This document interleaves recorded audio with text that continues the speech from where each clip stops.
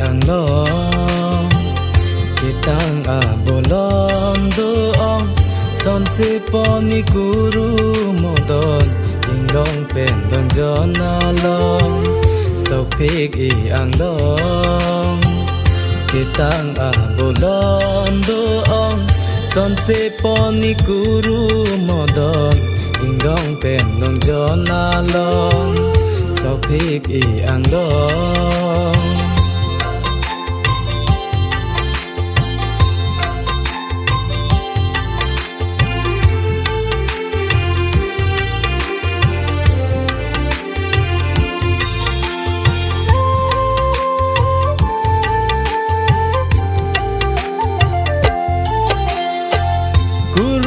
kon pin katika ikuru modona phan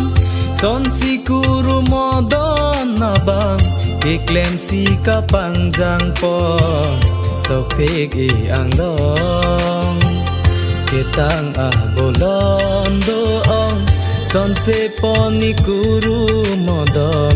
ingdong pen nong jona long so phik ang long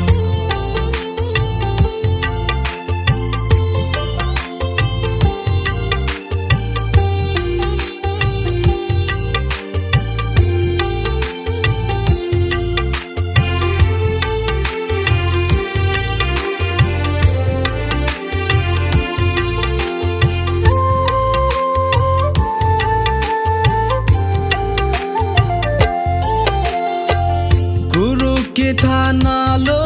ti doan gam chere dunang ji emitha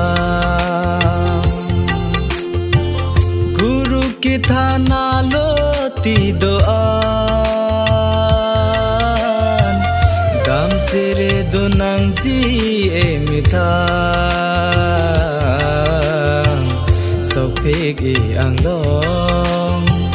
kitang bolon doong son se poni guru modon ingdong pen nong jona long sau phik ang long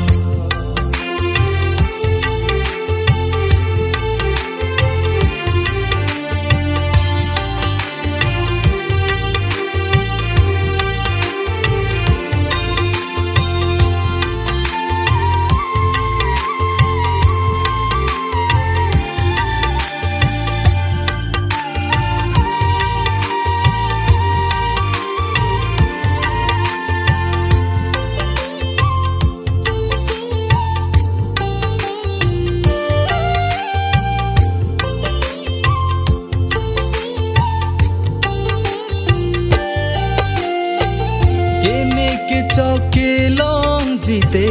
don kam kang thirar luna ke me ke choke long jite guru a kengri damna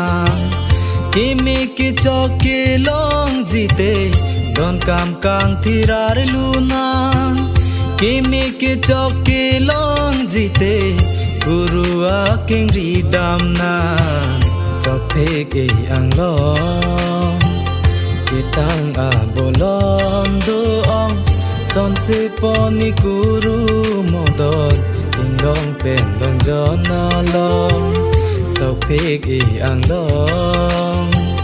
kitang bolon doong son se poni guru modon ingdong pen dong jona long sau phik ang long